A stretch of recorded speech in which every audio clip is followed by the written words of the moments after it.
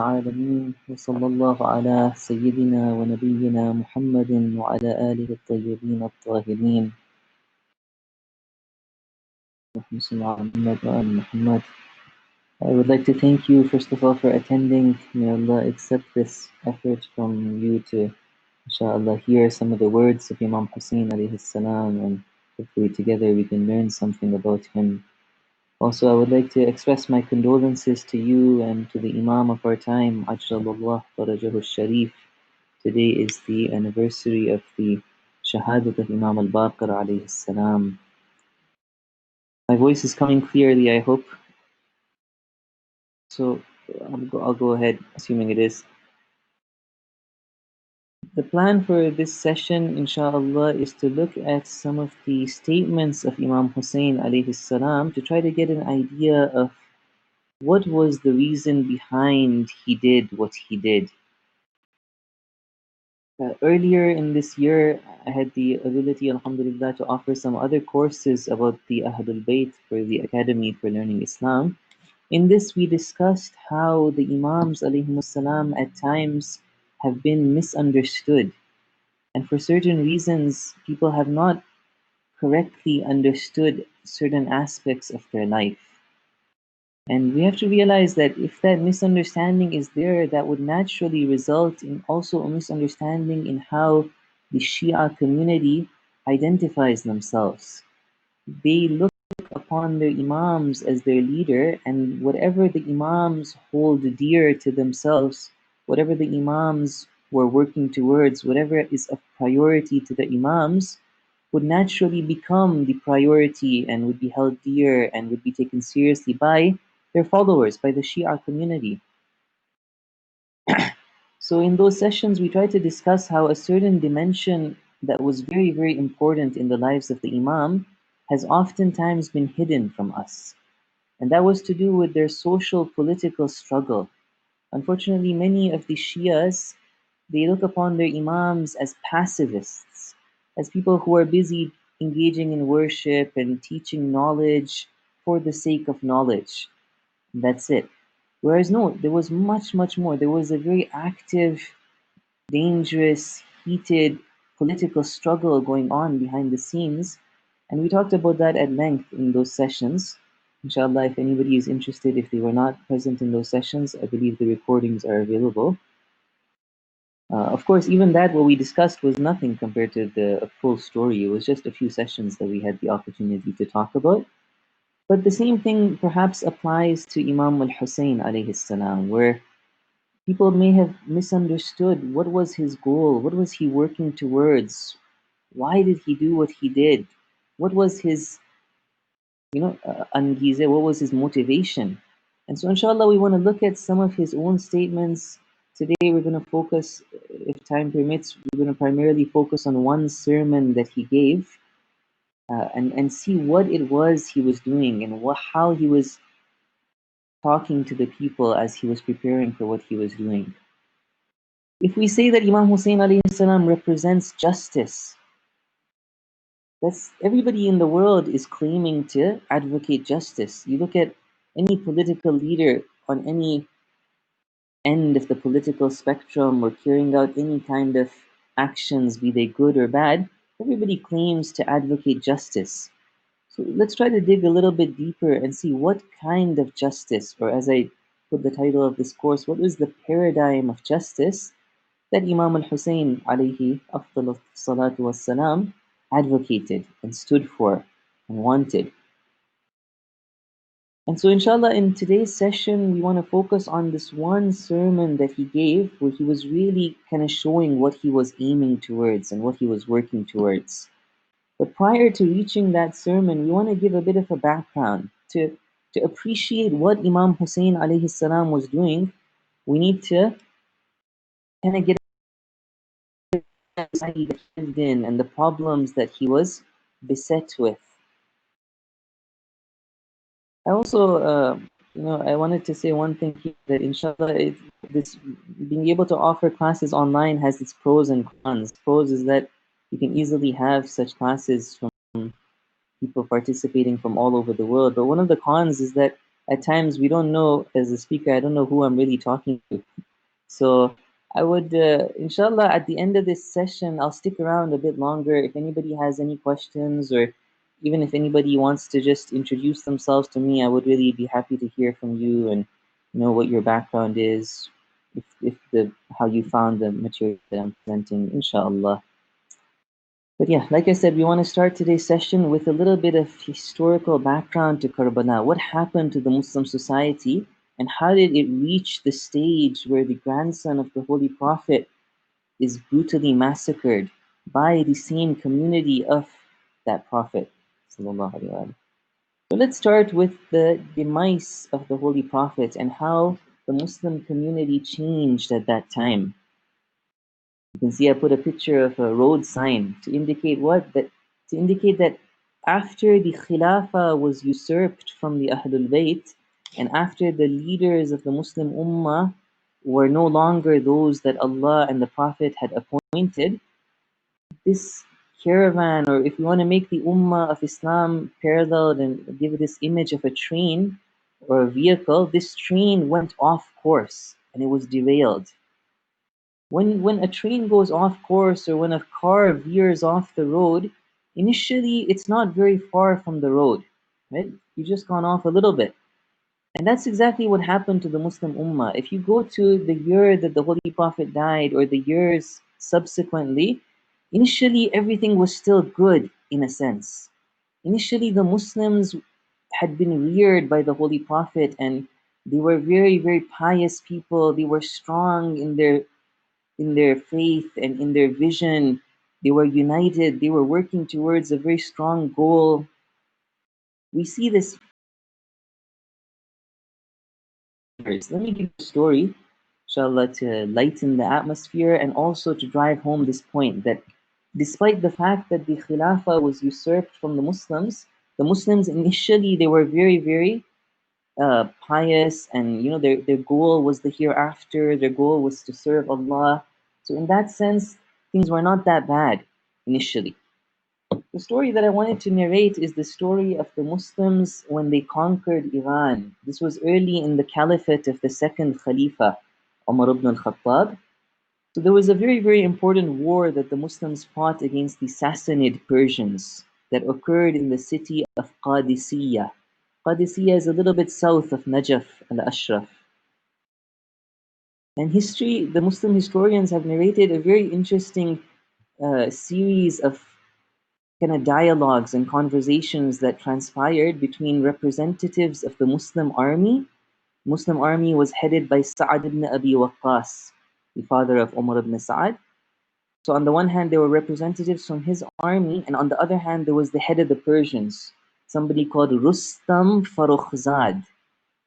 In the interest of time, I won't go into all the details, but it's very interesting to see how the Muslims, they send their representatives to go and talk to this Persian military commander, and with such eloquence and with such strength, these Muslim representatives, they come and they say that, for example, they summarize what Islam is, and they summarize how Islam has come to free the poor individuals and the oppressed individuals of the world. And they confidently tell the Persians that either you accept Islam or we will have to fight. And it's interesting to note that in this war, the Muslims were much, much fewer in number. They were much, much fewer in military weapons than the Persians. But their faith was very strong, their goal was very strong, their vision was very strong. At one point, Rustam, the head of the Persians, he sends a message to Sa'ad ibn Abi Waqqas that send me a representative to talk to me. And so initially some of the people with Sa'ad, they're wondering that should we send a delegation? And one of the Muslims by the name of Rabai bin Amir, he says, no, if we send a whole delegation, these Persians, they'll think that, that we've taken them very seriously, we're very worried about them. As to show our own strength, we should just send one individual. So Sa'ad ibn Abi Waqqas, he sends this very same individual who had that suggestion, Rabai bin Amir, and he puts on a scene when he goes before Rustam. Rustam, on the one hand, wanted to impress the Muslims, so he had really decked out his tent and He had put fancy carpets and pillows, and he wanted to show the grandeur of the Persian Empire. When this by the name of Rabi'i bin Amir, when he comes before Rustam, he right away realizes that this is the goal that Rustam has. So he himself puts on a show. With his horse, he goes onto the carpet until he comes close to Rustam, and then he jumps off, and with his spear, he starts uh, poking holes into this expensive carpet and walking, and then he takes the carpet aside and he sits on the khak, on the ground, and Rustam tells him, "What are you doing?" No, we Muslims, we don't have this habit of, luxury. We're simple people. We sit on the ground. And then he very boldly and strongly speaks to Rustam. Anyways, I just wanted to give that as an example to show how the Muslims were so strong, and they didn't care for the lavishes of this world early on in the early days of Islam. Eventually, Rustam is so impressed by this representative, Rabi'i bin Amir, that he doesn't want to fight. But his colleagues around him, the other heads of the Persian army, they say, "No, no, what are you saying? This guy, like, did you look at how he was dressed? These are poor Bedouin Arabs. What are we worried about? We can fight them." And so eventually Rustam is overruled, and he can't convince his army, so they engage in a fight, and it's a historic defeat for the Persians, which opened and paved the way for the Muslims to conquer all of Iran and Iraq. Anyways, my goal in narrating this story was to show how the Muslims, initially, even though the Khilafah had been usurped from the Ahlul Bayt, the Muslims were very pious individuals. Their goal was servitude to Allah. Their goal was the hereafter. However, a fundamental problem had occurred in that the Khilafah had been usurped. And that derailing of the train of the Ummah off its course would only have very, very bad repercussions in the future. It was somebody like Sayyida Fatima Zahra Salamullahi alayha who could see that, who could see before her what the future held for the Muslim Ummah. At one point when she was sick before she died, some of the women from the Muhajirin and the Ansar, they came to visit her. And she gave a very beautiful, eloquent kind of sermon or statement to them. In one line of that statement, she says, لَقَدْ لَقِحَتْ فَنَظِرَةٌ رَيْثَمَا تُنْتَجْ. She said, this caliphate, this issue of the caliphate, it has become pregnant after usurping it from Ali, after usurping it from us, the Ahlul Bayt, alayhim salam. It has become pregnant, so you Muslims, you wait and see what will happen. فَنَظِرَةٌ, wait and see what will happen. رَيْثَمَا تُنْتَجْ, see what the natija will be, see what the result will be. What is this result, O Fatima? Peace be upon you. She says, ثُمَّ احْتَلَبُوا طِلَاعَ الْقَعَبِ دَمًا عَبِيطًا وَزُعَافًا مُنْكِرًا. That you will milk this large wooden vessel full of thick blood, full of fresh blood and bitter poison. This is the result of taking the caliphate away from the Ahlul Bayt alayhim salam. And exactly as she said, this is what happened. If we fast forward 25 years to the time when Imam Ali alayhi salam becomes the Khalifa, we see that Imam Ali alayhi salam inherits a society that is now rotting at the core. Those Islamic values of servitude to Allah, of simplicity, of helping the poor, of removing that class system of the rich and the poor, these Islamic values have been cast aside. And what has happened in these 25 years is that the Muslims have amassed so much wealth, and that wealth has been amassed by a certain elite. It's so sad that those eminent companions who had fought with the Holy Prophet, people like Talha and Zubair, were now the elite rich people of society who had tons and tons of wealth, while the majority of people lived in utter poverty. Again, let me give you a quick story to drive this home.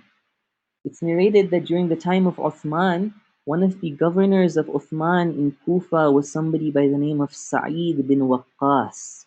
Sa'id was sent after Walid bin Uqba. Walid bin Uqba, if any of you guys have watched the Imam Ali videos, they portray him very nicely. He was an open fasiq, somebody who used to drink alcohol and was known to be a very stupid person as well. In fact, we have a verse of the Quran revealed about him in جَاءَكُمْ فَاسِقٌ بِنَبَإٍ. So this person had been appointed as the governor of Kufa prior to Sa'id. He caused such problems. He led the prayers drunk once. Anyways, eventually Sa'id was sent in to clean up the situation. He was somebody else from the Banu Umayyah. There's a story that one day in like a gathering in the city of Kufa, somebody in front of this governor Sa'id, he starts praising Talha and he says, "Oh, how generous is Talha! Ma ajwada Talha." Sa'id, in response to that individual, he said, "Look, if anybody had the amount of money that Talha had, they would be a generous person."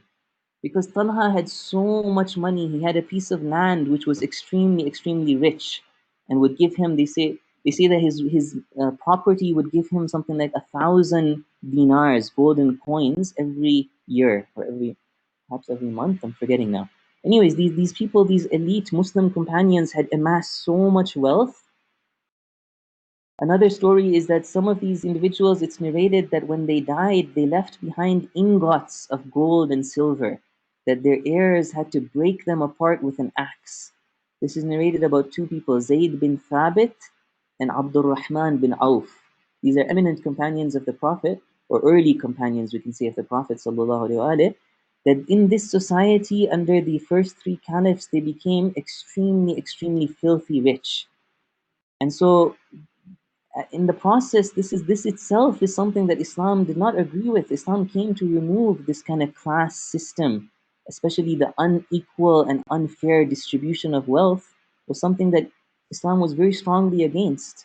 And that's why Imam Ali alayhi salam also was very, very strongly against this. When he became the caliph, in his first sermon that he gave in the masjid of the Prophet, sallallahu alaihi wasallam, this is sermon number 16 in Balagha, he has one of the lines there is this line that I've put before you on the slides. He says, وَالَّذِي بَعَثَهُ بِالْحَقِّ, by Allah, I swear, by the Allah who sent the Holy Prophet with the haqq, لَتُبَلْبَلُنَّ بَلْبَلَةً وَلَتُغَرْبَلُنَّ غَرْبَلَةً وَلَتُسَاطُنَّ صَوْتَ الْقِدَرِ. He said, this class system that has arose, now that you have made me the Khalifa, I'm going to shake everything up. I'm going to destroy, I'm going to cause a revolution. I'm going to go back to those Islamic ideals. You Muslims, you will be shaked up, you will be filtered out, you will go through tests now that I am the Caliph. And in the beautiful Arabic that only Imam Ali has, he says that that same way that like a cooking pot, the food inside there gets mixed up, I'm going to mix you Muslims up. So that gives us an idea of some of the problems that were creeping into Islam, the Muslim society. Of course, it wasn't just a matter of wealth. There was also a lot of oppression that was coming in, injustices that were being carried out. But in the interest of time, we'll leave it at that. To go a little bit further though, by the time that Imam Hussein alayhi salam started his qiyam, his uprising, so by the time Yazid became the caliph, it had decayed and become even worse than what it was at the time of Imam Ali alayhi salam. One of the very famous and important historians from the 4th century Hijrah, I quote a few lines from him about him talking about the caliphate of Yazid. He says, I translated this as the following: the sin and moral depravity that Yazid used to commit, this wasn't just him, it became common at that time under his people around him, his ashab, his ummal, his workers, his governors. One of the very interesting things that we see in books of history and even books of Arabic literature and Arabic poetry, or we can say Arabic music, we see that in the 1st century of Hijrah, so about the time of Imam Hussein and close to that time, after that time, there was a lot of music that was happening, openly music and musical instruments and other sins associated to that were happening in the city of Mecca and Medina. This is the result of that train that got derailed initially after the demise of the Prophet sallallahu alaihi wasallam. When we don't have a correct leader, when we have leaders themselves who are openly engaging in sin, what do we expect? Sin is going to become common and be promoted and be okay in the Islamic society. So Yazid, as you know, of course, from sitting in Muharram Majalis, Yazid took it to another level where even compared to Muawiyah, he was much, much more open in his blasphemy and in his trampling upon the Sharia and openly disregarding the Sharia. drinking alcohol, committing indecent actions, playing with dogs, playing with monkeys. And so that's why Imam Hussein, you probably heard this statement, he says to Marwan at one point early on in the story of his uprising, he says, وَعَلَى الْإِسْلَامِ السَّلَامِ إِذْ قَدْ بُلِيَتِ الْأُمَّةِ بِرَاعٍ مِثْلِ يَزِيدٍ. That farewell upon Islam, salam to Islam, if it is afflicted with a leader like Yazid. So inshallah, that has given us an idea of what transpired in the Muslim Ummah, how things were getting worse and worse year after year, decade after decade. The Muslim society was rotting at the core. And so, an important question that we have to understand is that what was the role of the Ahlul Bayt alayhimus salam? Was it something that they were indifferent towards, God forbid? Of course not. Was it something that they said that, oh, because we have these unjust, powerful leaders, we're just going to sit down and read dua and teach akhlaq and teach Quran for the sake of the Quran? No, no, no. It wasn't like that at all. The Imams would do whatever they could to rectify the situation. At times, early on, for example, in the caliphate of the first few caliphs, the situation did not allow Imam Ali alayhi salam to openly struggle. Islam was at such a delicate stage that what Imam Ali had to do was to, in fact, help those caliphs and to advise them to make the situation better without openly struggling and resisting against them. This is very clear. For example, in one of the khutbahs in Nahj al-Balagha, when the people came to him to try to give him the caliphate and take his allegiance and appoint him after the death of Uthman, initially he resisted and he said, no, no, you don't want me to be your leader. Something along, I'm paraphrasing. He says, you don't want me, like, I'm going to abide by the sunnah of the Prophet, which you cannot bear to stand. And so he said at the end of that khutbah, this is khutbah number 92, I believe, from Nahj al-Balagha. He says, وَأَنَا لَكُمْ وَزِيرٌ خَيْرٌ لَكُمْ مِنِّي أَمِيرًا. It's better that I am a wazir for you. I am just your advisor as opposed to being your amir. What does this mean? It means that he's saying that the same way I was the amir in the last few caliphs' times, I was helping them behind the scenes to make things not become so bad. At times I was trying to help them. Not that I agreed with their rule, of course not. Imam Ali saw that they were not supposed to be the ruler, that they were committing all these injustices, but the situation did not allow him to do anything else. So the best thing he could do was to try to advise them to do correct things. And for example, in the beginning when Uthman was, people were getting really, really upset with the injustices of Uthman. Initially, Imam Ali alayhi salam, he tried to help make it better, and he encouraged Uthman to change and to do tawbah.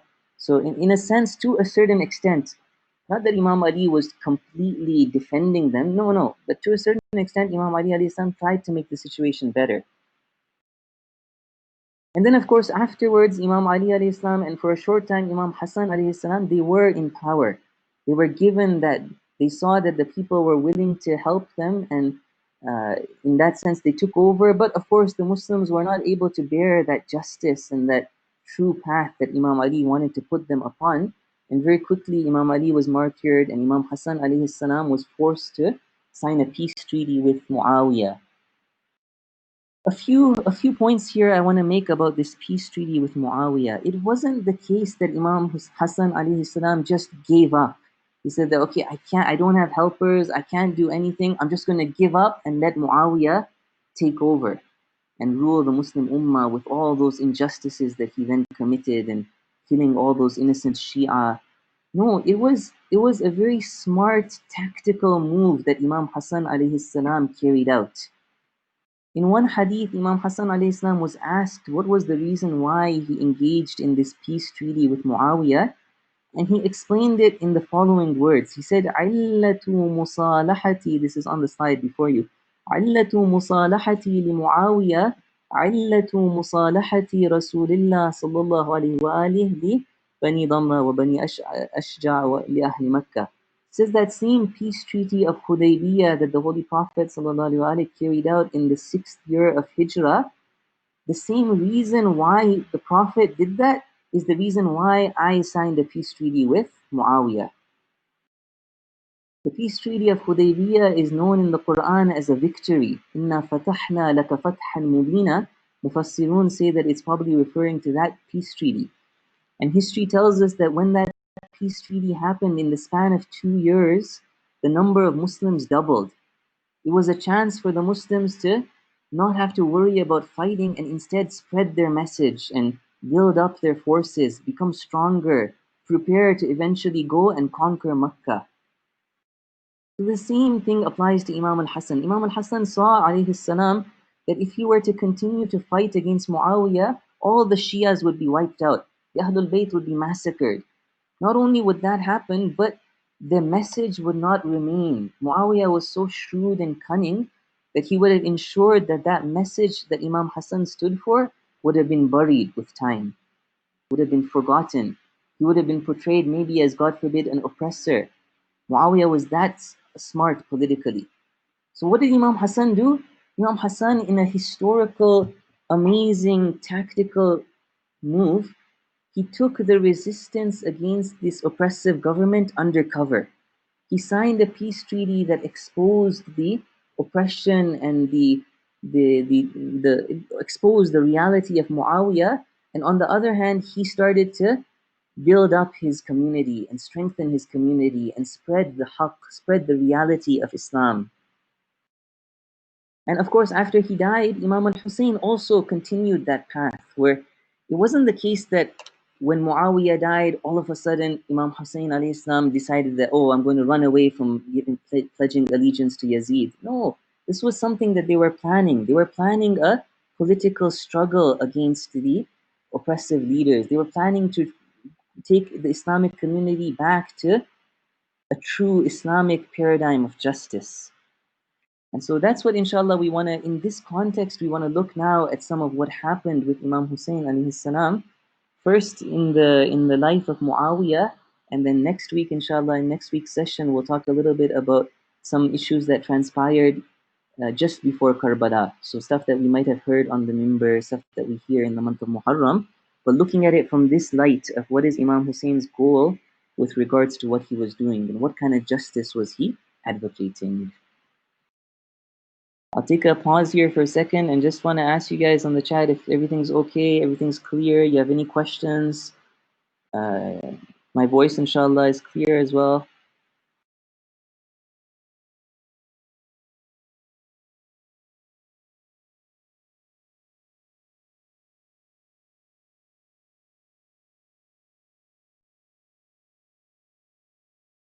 Okay, okay, great. Alhamdulillah. So unfortunately, I wasn't able to translate these upcoming discussions that I want to have. I'll put some of the Arabic that I'll be quoting on the slides, and inshallah, I'll walk you through the Arabic and what it's saying. So at one stage, one of the things that is narrated in history is that this is narrated in Biharul Anwar. Allama Majlisi is narrating it from an early book of Rijal called Kashi. Anyways, it's also narrated, similar things are narrated in Sunni sources of history. One of the issues that happened during the life of Muawiyah and during the imamat of Imam al-Hussein alayhi salam is that one day the governor of Medina, Marwan bin al-Hakam, he wrote a letter to Muawiyah essentially warning Muawiyah that, oh Muawiyah, we have to be scared of Imam al-Hussein. Hussein ibn Ali is planning something against us. So I'll just read the Arabic. He says, رجالا أن in this letter he tells Muawiyah رجالا من أهل العراق ووجوه أهل الحجاز يختلفون إلى الحسين بن علي, that some of the men and some of the very noble men of Iraq and Hijaz, they're constantly meeting with Hussein ibn Ali. And then Marwan, he goes on to tell him that لا يأمن وثوبه. So this was a report that was told to Marwan by one of the spies of Marwan, and then he says that this report told me that we are not safe from his uprising, from his launching a attack against us. And then Marwan goes on to tell Muawiyah that I researched this matter, I looked into it further after this report was told to me, and what I concluded is that Hussein is not planning it right now, but he is planning it. Maybe not in the short term, but in the long term, he is planning something against us. So then he tells Muawiyah, فَاكْتُبْ إِلَيَّ بِرَأْيِكَ فِي هَذَا وَالسَّلَامُ. So, oh Muawiyah, tell me what you want to do, and wassalam, Khudafis. Muawiyah, he tells Marwan that don't do anything to Hussein. As long as Hussein has not started something, we also won't start anything against him. Now, a question for you to ponder upon here, and this is similar to some of the discussions we had in some of those other classes that I mentioned. That do you think really that this would have been fabricated? Does it make sense that Marwan, just because of his hatred to the Ahlul Bayt, he would try to attribute a false thing to Imam al Hussein? If you think about it, it doesn't make sense. Marwan is somebody who wants to stay in power. One of the things that would really, really threaten him and threaten his power in Medina is if Imam Hussein was to be killed. Imam Hussein, the grandson of the Prophet that everybody loves. Why would he want Muawiyah to take action against Imam Hussein? That would threat if Imam Hussein was just a simple teacher in the mosque of the Prophet, teaching akhlaq and teaching Quran, then everybody would have left him alone. The fact that Marwan is writing a letter to Muawiyah saying that we have to take care of Hussein is because Marwan was really worried. He was really worried that Hussein will launch a rebellion and the first person who will be killed is me, the governor of Muawiyah. So in that context, when he's scared to death of Imam Hussein, he's writing this letter to Muawiyah. Muawiyah, of course, like I said, he writes a letter first to Marwan, telling Marwan, don't do anything.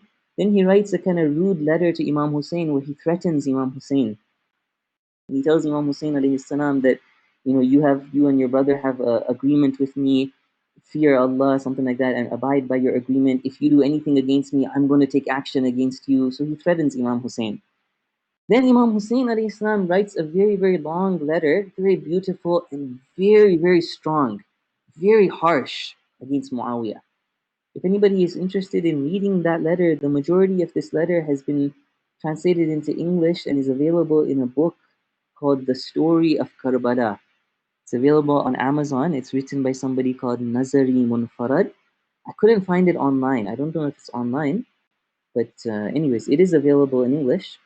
And I just want to quote one line from the beginning of that letter when Imam Hussein alayhi salam is writing this letter to Muawiyah. He tells Muawiyah the following. Of course, we have to understand what the words of Imam Hussein mean. Like, he's not going to expose what he's doing. Let's say he's planning a rebellion against Muawiyah, against the Banu Umayyah. He's not going to say everything straight up to him. So he says, وَمَا أُرِيدُ لَكَ حَرْبًا وَلَا عَلَيْكَ خِلَافًا. Imam Hussein is telling Muawiyah that I don't want to fight against you. I don't want to cause division. وَإِيمُ اللَّهِ إِنِّي لَخَائِفٌ لِلَّهِ فِي تَرْكِ ذَلِكَ. This is a very strange statement. He says, Imam Hussein is telling Muawiyah, but oh Muawiyah, don't think that I don't want to fight against you. Don't think that I think it's bad to fight against you. No, by Allah, I swear, I am worried. I am scared of Allah in this decision that I have made, that I have decided not to fight against you. I'm worried that I might be doing the wrong thing. وَمَا أَظُنُّ اللَّهَ رَاضِيًا بِتَرْكِ ذَلِكَ. I don't think that Allah is happy with me not fighting against you. Ajib, what does the statement mean?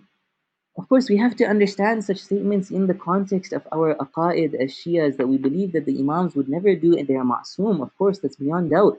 The Imams would never do anything wrong or anything against the pleasure of Allah. But by such a statement, Imam Hussein is showing Muawiyah that don't think I agree with your rule. Don't think that I, am happy with your injustices. No, in fact, it's showing him that he's saying that I might be planning something. Like, I think we can get that from such a statement when he says that I'm worried that Allah might not be happy with me just sitting down and not fighting you. What does that mean? That means that if Imam Hussein wants to abide by the pleasure of Allah, which obviously he does, he should be planning something against Muawiyah. Anyways, in this letter, he goes on then to recount to Muawiyah the injustices of Muawiyah and all those eminent Shias that he killed. And anyways, it's a very beautiful letter. Like I said, if you get a chance, you can go and look at it. The main thing that I want to focus on today is another lecture that Imam Hussein gave to the Tabi'een. Before I begin going into this lecture, however, I want to tell you that this lecture is available online in English, alhamdulillah. It is from a book called Tuhuf al-Uqul. I'm putting the link here in the chat for any of those who want to read it. This is a PDF file that has the entire book Tuhuf al-Uqul translated into English. And the very beginning of the section on Imam Hussein, Tuhuf al-Uqul has sections on the Holy Prophet ﷺ, and then sections on every one of the Imams. The very beginning of the section on Imam Hussein is this very sermon that we want to look at now. So it is available in English, and I highly, highly recommend you, dear brothers and sisters, to take a look at that sermon. If you don't get a chance to look at the story of Karbala and the letter to Muawiyah, this is much more important. If we read this one sermon and we think about this one sermon, I think we would have achieved that goal that we had in this class, that goal of understanding the paradigm of justice that Imam Hussein alayhi salam was advocating and standing for. So I'm going to quote a few lines from it and explain it in English, but the sermon itself is a bit longer. It's about 2 pages long altogether. So the PDF is there. If you guys get a chance, definitely go and take a look at it. A few words quickly about the book, though, that it is narrated in. This book, Tuhuf al-Uqul, is a very beautiful collection of statements and mawa'id, we would say, like akhlaqi, ethical admonitions of the Ahlul Bayt. It was compiled, this book, in the 4th century Hijrah by a scholar by the name of Ibn Shu'aba Harrani. This is about the same time as Sheikh al-Saduq. Harran was a city close to Halab in Syria. I believe today it is located in the country of Turkey. But this scholar, he lived over there, and at that time there were Shia governments around the Muslim world. The Abbasid Caliphate had become very weak. And in that area, there was a Shia government called the Hamanid dynasty, I believe, Hamanid. The same way that in other areas of Iran and Iraq, there was another Zaydi Shia government called the Buyid dynasty that was very, very important. This time, the 3rd and 4th century, was a very important time for the Shia faith. Many great scholars, such as Sheikh Mufid and Sheikh Mufid's teacher, Sheikh Saduq, one of his teachers, and his students, Sheikh Tusi, Sayyid al-Murtada, they all lived at that time. But specifically, this book, Tuhaf al-Uqul, and its author, Ibn Shu'aba Harrani, there's a little bit of debate and discussion about the authenticity of it, because the main problem is this one issue, that the author of this book, the compiler of this book, Harrani, when he compiled this book, Tuhaf al-Uqul, he didn't put the chain of narrators of any of the hadith in the book. His goal was to compile a beautiful book of like akhlaqi statements that it was for the Shia community. So in the introduction to the book, he says that I didn't include the chain of narrators and like that narrator. I didn't put it there because I just wanted to make it a brief collection of hadith. That chain of narrators would have made it very long. So as a result, some of our ulama have discussed whether we can use it or not because it doesn't have a chain of narrators. But generally, our ulama have really, really praised this book, Tuhaf al-Uqul. They have very, very high statements for it and how it's a collection of beautiful ahadith that just the content of it itself, because it is so beautiful and it's so much in line with the Quran and the other sunnah that we have, it's very clear that if it's not all authentic, majority of it should be authentic. And because there's no chain of narrators, we can maybe not use it for fiqh and for deriving our ahkam, but in other senses, in reading history as we are right now, or in taking other benefits from it, there's no problem. Okay, so that's the book Tuhuf al-Uqul. And like I said, the section on Imam Hussein has this sermon. Again, there's not too many details of when Imam Hussein alayhi salam gave this sermon or who exactly he was talking to. But from the contents of the sermon, we can see that he was not talking to any ordinary individuals. He was talking to some eminent, knowledgeable, influential, elite people of society. The time that Imam Hussein alayhi salam lived in was the time of what is known as the tabi'een. Not the companions, the majority of the companions had died or were very old. The men of that society were the generation after the companions. And so Imam Hussein is probably talking to the tabi'een, a group of the tabi'een, very likely that it was in the Hajj, and very likely that it was during the life of Muawiyah, not the very short time of Yazid when he started the uprising and then he was massacred in Karbala. It's very likely that this happened during the 10 years that he lived and he was the Imam when Muawiyah was still alive.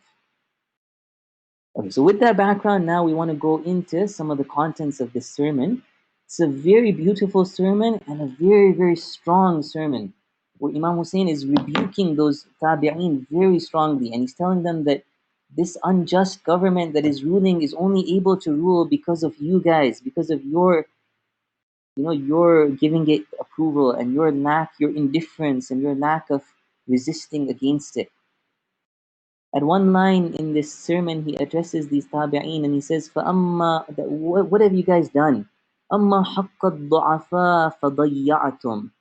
The right of those weak individuals in society, you have basically ruined it. You have lost it. You haven't carried it out. You haven't done what the right was that you had to do.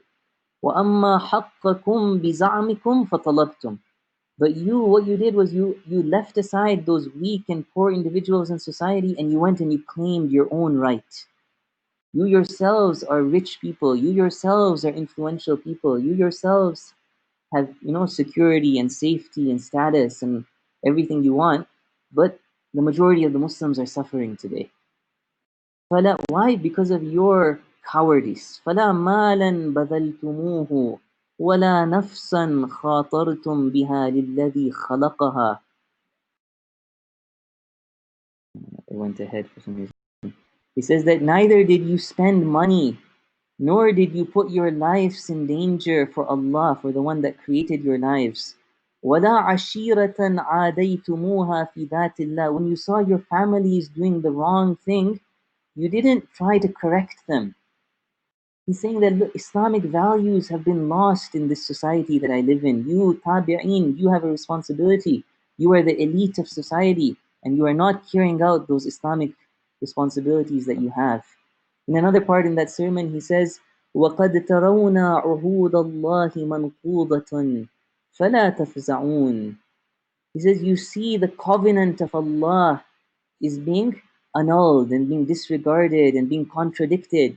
And you don't care about that. You're not worried about that. You're not stressed out about that. You're not scared about that.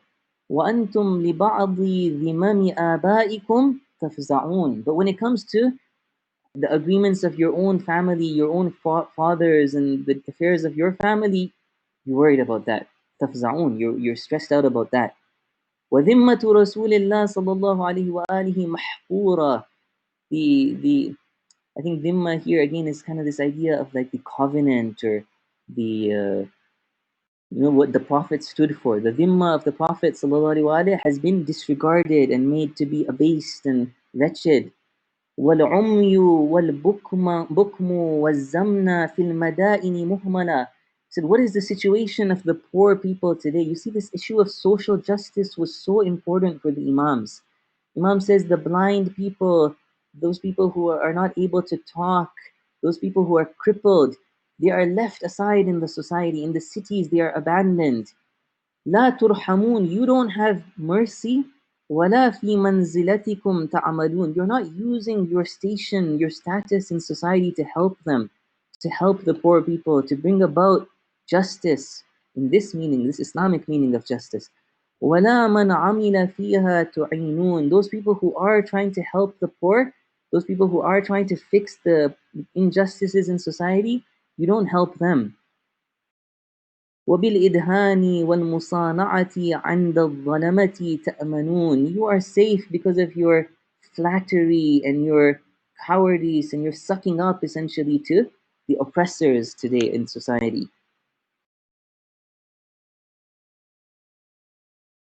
In another line, he says that he's indicating how this struggle against oppression requires bravery, requires sacrifice, requires undergoing danger. He says, وَلَوْ صَبَرْتُمْ عَلَى الْأَذَى وَتَحَمَّلْتُمُ الْمَؤُونَةَ فِي ذَاتِ اللَّهِ. If only you elite in society, if only you had patience on some difficulties, if only you undertook some ma'una, some difficulty for the sake of Allah, what would happen today if you had that patience and that bravery to stand up and resist and do something? He said if you did that today, everything would be in your hands. You would be the rulers, not the Banu Umayyah. كانت أمور الله عليكم ترد. The affairs of Allah would enter upon you, they would come to you. وَعَنْكُمْ تَصْدُرُوا. They would be like sent out from you, exported from you, as in basically you would be in charge. وَإِلَيْكُمْ تَرْجَعُ. They would return to you. If today you had some bravery to stand up and do something, we wouldn't be in this situation where Muawiyah is committing all these crimes. But instead, what did you do by your cowardice? سَلَّطَهُمْ عَلَى ذَلِكَ فِرَارُكُمْ مِنَ الْمَوْتِ. That you gave the sultanate, you gave the kingdom to these oppressive rulers because you ran away from death. You were comfortable, you were happy in your situation of comfort. And as a result, today Muawiyah is in charge. وَإِعْجَابُكُمْ بِالْحَيَاةِ الَّتِي هِيَ مُفَارِقَتُكُمْ. Because you are so impressed and intoxicated and happy with the life of this world, this transient life of this world that will one day leave you.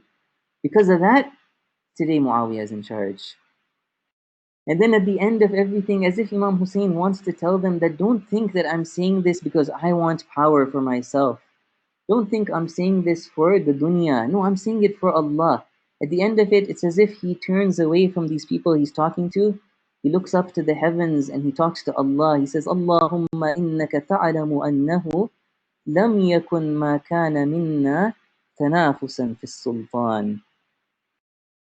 That, oh Allah, you bear witness, you know that whatever I said right now, all this that I'm doing, all this that I'm encouraging people to stand up against Muawiyah, don't think that it has not, oh Allah, you know it has nothing to do with the fact that I want the government for myself. No, that's not my goal. And so inshallah, that wraps it up for today. I just wanted to show you guys some of these statements. I thought it would take longer than this, but it looks like we still have a few minutes left. Inshallah, tomorrow, or sorry, not tomorrow, next week, we will look at a little bit more, like I said, to do with the statements of Imam Hussein, letters that he wrote after he had begun his qiyam. Or, for example, that very, very important speech that he gave to Hur and the army of Hur. Since we have a few minutes, let me just mention that right now. That was also the blurb of this course. If you guys got a chance to look at the introduction to this course, when Imam Hussein was on his way to Karbala, again, he was introducing to people and explaining to people what is his goal, what was his mission, what was the reason why he was standing up against Yazid. So in that place where the army of Hur stopped Imam Hussein, at this time, of course, you know the story. Hur is not with Imam Hussein. He is against Imam Hussein. He is stopping the caravan of Imam Hussein from going to Kufa. At that place, Imam Hussein, he gives a khutbah. He gives a sermon to the army of Hur. And in that sermon, he quotes a hadith of the Holy Prophet, where the Prophet says that whoever sees an oppressive leader, and then he specifically explains the oppression as this, that one who makes the halal of Allah to be haram, and one who makes the haram of Allah to be halal. If somebody sees such a leader and they don't do anything against him, they just sit down and they don't resist him, they don't even talk against him, then Allah, it is like it behooves them that Allah punishes them with the same punishment that that oppressive leader deserves. It's a very powerful statement. We see that Imam Hussein, what is he doing? He's showing the army of Hur that what I'm doing is something that the Prophet was doing. What I'm doing has an Islamic justification in it. The Sunnah of the Prophet told us this, that we cannot sit by and let somebody like Yazid be in power. See, this was the goal of Imam Hussein. This was the justice that he stood up for. He could have remained in Medina as people told him to. He could have been, a teacher, a beloved teacher of akhlaq and Quran. But no, he wasn't somebody like that. That wasn't what he stood for. That wasn't what his message was. His message was that when we see that the Muslim Ummah has gone off course and deviation has come about to this level, we need to stand up and do something to take that deviation away and to bring the course of the Muslim Ummah back to its rightful course. And of course, that was the success that he had, of course. Just because he didn't become the caliph and he was massacred doesn't mean history looks upon him, God forbid, as a failure. Of course not. That pure blood of his that was spilt in Karbala forever woke people up and showed people what is the true path of Islam. and exposed the Banu Umayyah and eventually led to the overthrowing of the Banu Umayyah. So that is Imam Hussein, a khulasa and a summary of what he stood for. Inshallah, next week we'll look a little bit more at some of his statements that very clearly illustrate this. And inshallah, with that, I'll leave you guys. Thank you very much again. I'm around if anybody wants to talk. I think there's one question here. So I'll just answer that and then inshallah we'll end this session. The question is, were Marwan and Muawiyah Shia? I think it's very clear that they weren't. Especially if we define Shia as this, as somebody who sees the leadership of the Ahlul Bayt alayhimus salam, in those days, the clear fiqhi differences between Shia and Sunni were not so apparent or even there. It was more this issue of those people who were supporters of the Ahlul Bayt and those people who were not. Clearly, Marwan and Muawiyah, they were from the Banu Umayyah who were not just not supporting the Ahlul Bayt, they were deadly against the Ahlul Bayt. So we would not call them as Shia. Anyways, with that, inshallah, we let us end and we pray that Allah subhanahu wa ta'ala accepts these efforts to talk about Imam Hussein, to listen to the words of Imam Hussein, and we pray that Allah gives us and our families and our progeny the ability to follow the Ahlul Bayt, to learn from the Ahlul Bayt, to read the words of the Ahlul Bayt, and more important than anything, to act upon the Ahlul Bayt, and inshallah benefit from that in this world and the hereafter. We pray to Allah subhanahu wa ta'ala that He hastens the zuhur of the 12th Imam, the appearance of the 12th Imam, Anshullah Fajr Sharif, and removes the difficulty of the Muslims throughout the world and gives us the ability to live, inshallah, in a truly Islamic environment. Thank you again to dear brothers and sisters. I'm around, like I said, I'll stick around for a while. If anybody wants to introduce themselves, talk to me, any questions, I'm around. Feel free to go. I know you guys are probably busy, so I don't want to keep you. Do we have class tomorrow? No, I think the plan is next week, exactly at the same time, 9:30 p.m. in Toronto on Monday. We will have a second session of this class.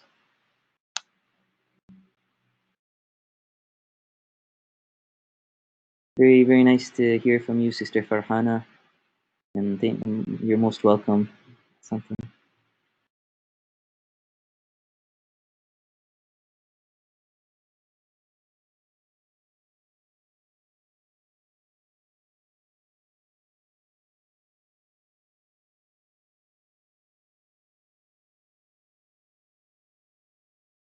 أحسن الله إليكم.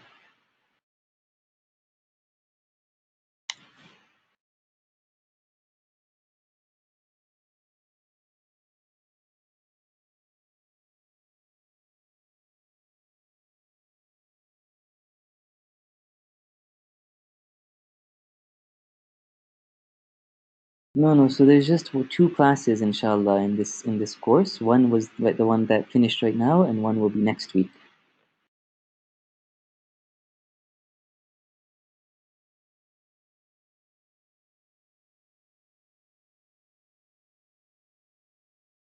Okay, somebody has sent a question.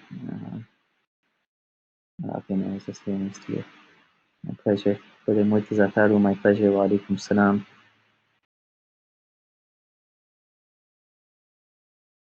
So yeah, that issue of rijal to do with Huf al-Uqul, Sayyid Muhammad Jafri, it's not, it's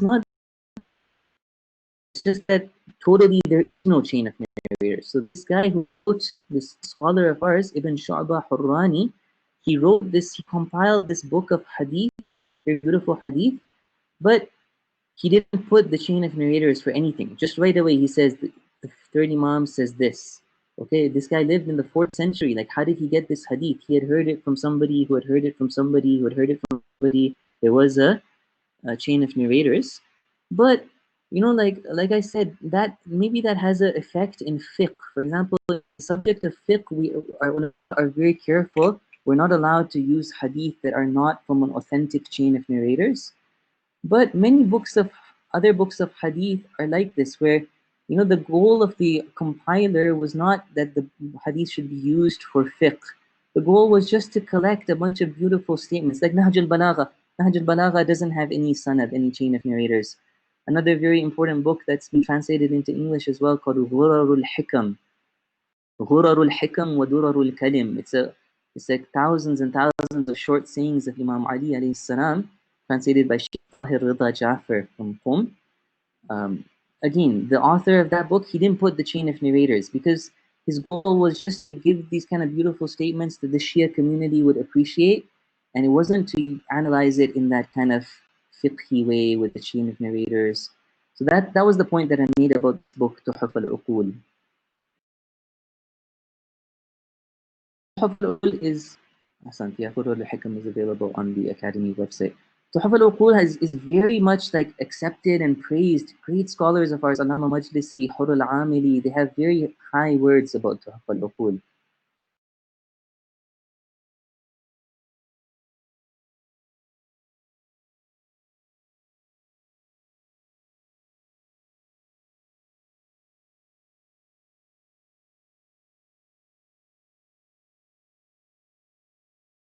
Okay, if nobody else has any questions, nobody else wants to introduce themselves to me, I'll wait another minute. Okay, one more question. Why didn't Imam Ali make a stand at that time? But apparently the reason why Imam Ali salam was, uh, you know, he had to swallow that difficult thing. Like he explains it as being something very, very difficult for him to bear. But he had to because if he were to rise up, Islam itself would have been wiped out at that time. It was such a delicate, dangerous time that Islam was under threat after the demise of the Prophet. So yeah, how long was Imam Hassan the leader of Muslims? I believe it was about 10 years. Yeah, so he ruled for about 6 months, and then that peace treaty happened. 10 years he was alive. So from about 40, the year 40 Hijrah is when Imam Ali died, alayhi salam, until 50 Hijrah was the Imamat of Imam Hassan, alayhi salam, and then 50 to 60 was Imam Hussein, alayhi salam, 61 AH was Karbala.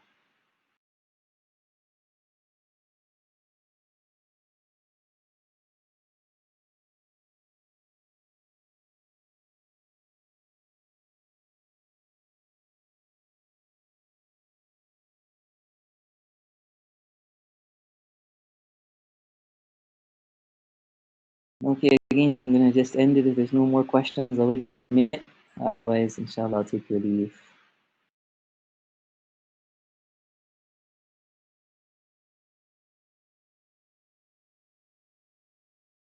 Okay.